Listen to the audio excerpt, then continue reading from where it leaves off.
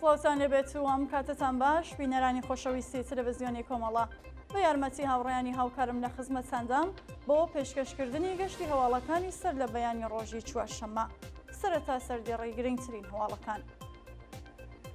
ناڕزایەتی نانوەخانەکانی مەریوان و مەهاباد لە ئاسخراپی ئارد، برینداربوونی دوو کۆڵبەر لە سنووری بانا، بانکەشت و دەستبەسەرکردنی سێ ئەنجامی بنەماڵەی دادخوازان لە سەقز و بۆکان، دۆزینەوەی تەرمێکی نەناسراو لە مەیدانی ئەورازی پیرانشار، گواستنەوەی ناسر دالا لە زیندانی نەغەزەوە بۆ زیندانی ماکۆ، خۆپشاندانی هاوڵاتیانی دهۆک دژی سیاسەتەکانی حکوومەتی عێراق، کوژران و برینداربوون و ڕفاندنی دەیان منداڵ لە ڕۆژاوای کوردستان و گشتگیربوونی نەخۆشی گاڵ لە زیندانی ژنانی سینجان لە تورکیا.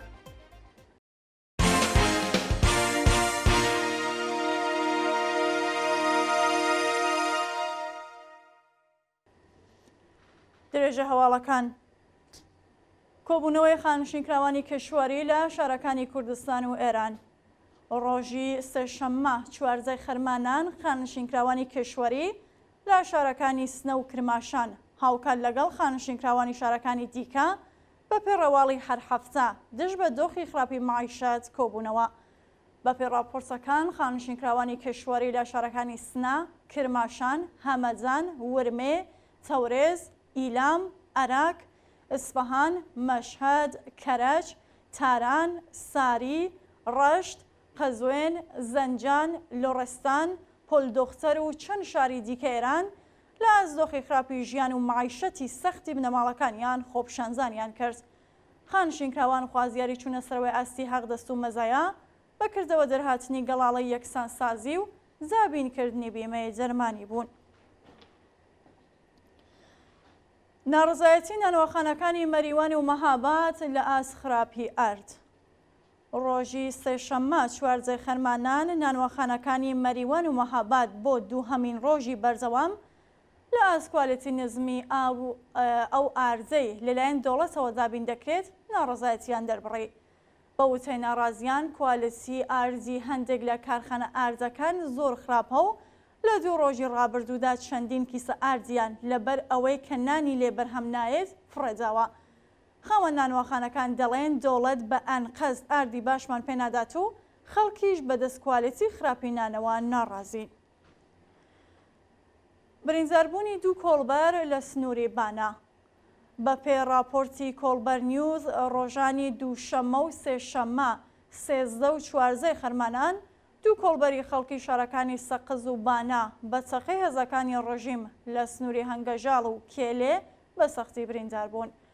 بە پێڕاپۆرتە هێزە چەکدارەکانی حکوومەت لە سنووری هەنگەژاڵی بانا دەستڕێژی گولەیان لە کۆمەڵێک کۆڵبەر کردو بەهۆیەوە لاوێک بە ناوی حامید فەرەجپور خەڵکی سەقز بە سەختی بریندار کرا.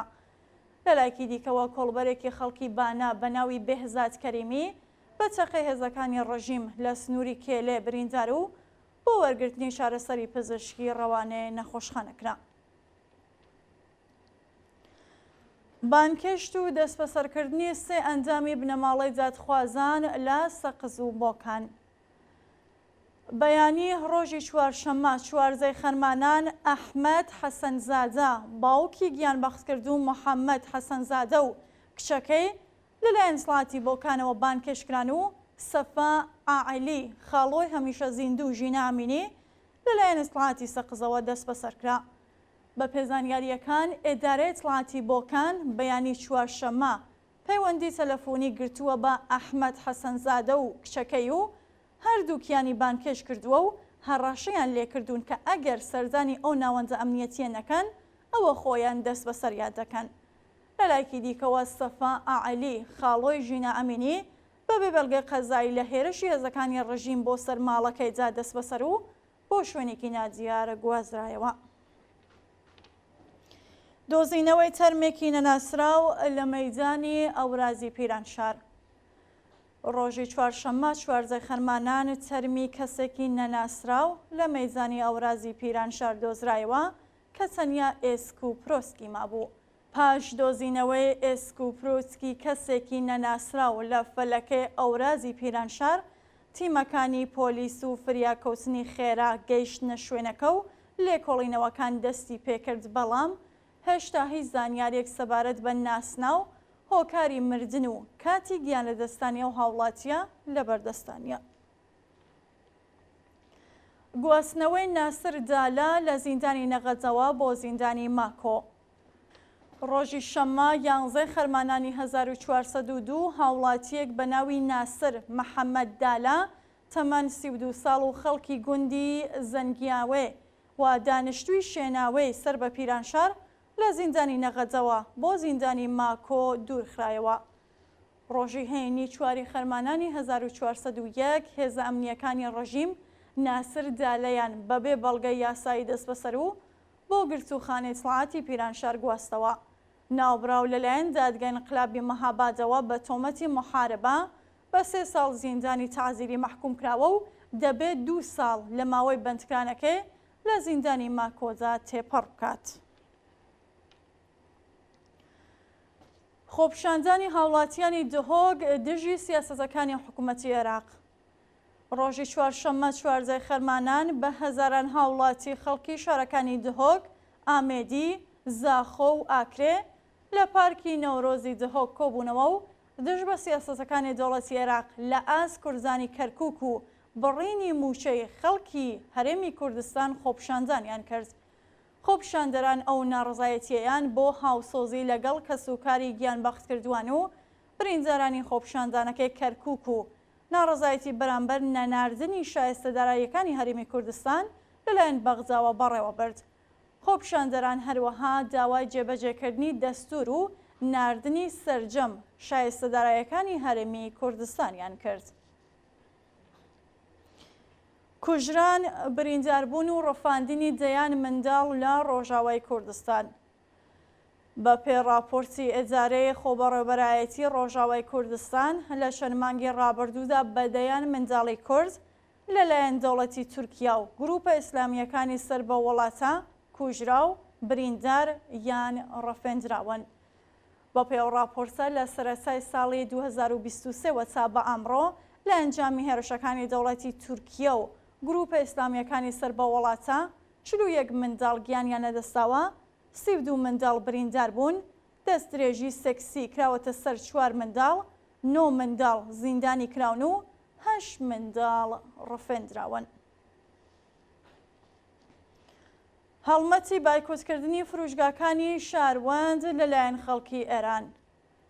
بە پێڕاپۆرتی سەرچاوە خۆجێیەکان خەڵکی شارە جۆراوجۆرەکانی ئێران فروشگاکانی شاروەندیان بەهۆی هاوکاریکردنی لەگەڵ ناوەندامنیەکان بایکۆت کردووە و زیانێکی زۆریان بۆ ناوەندە بازرگانیە گەیاندووە.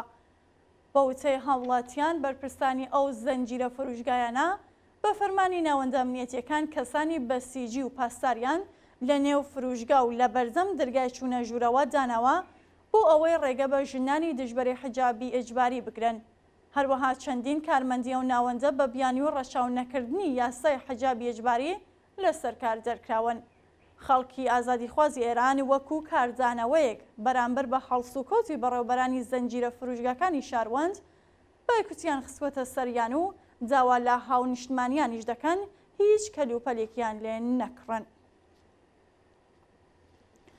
دۆزینەوەی تەرمیلاوێکی دژبەری ڕۆژیم لە گیلان. ڕۆژی چوارشەمە 14 خەرمانان تەرمیلاوێکی خەڵکی شارستانی سەنگەر لە پارێزگای گیلان چەند کاتژمێر پاش هەڕەشەی هێزەکانی ڕژیم لە دەوروبەری ڕووباری سپی ڕوود دۆزرایەوە. بە وتەی بنەماڵی ئەو لاوە کە هێشتا ناسناوی ئاشکرا نەکراوە بە ژمارەیەکی نهێنی پەیوەندیان لەگەڵ گرتووە و هەڕەشەی کوشتنیان لێکردووە و چەند سەعات دواتری تەرمەکەی لە دەوروبەری ڕووباری سپی ڕوود دۆزراوەتەوە. شاینی باسەکە ئەو لاوە پێشتر بەهۆی چالاکیەکانی لە تۆڕە کۆمەڵایەتیەکاندا لەلایەن ئێدارەی سڵاتەوە بانکێشکرا بوو. سازبوونی مەترسی بۆ هەزاران دانیشتووی چابەهار بەهۆی پرۆژەی مێتانۆلی سپا.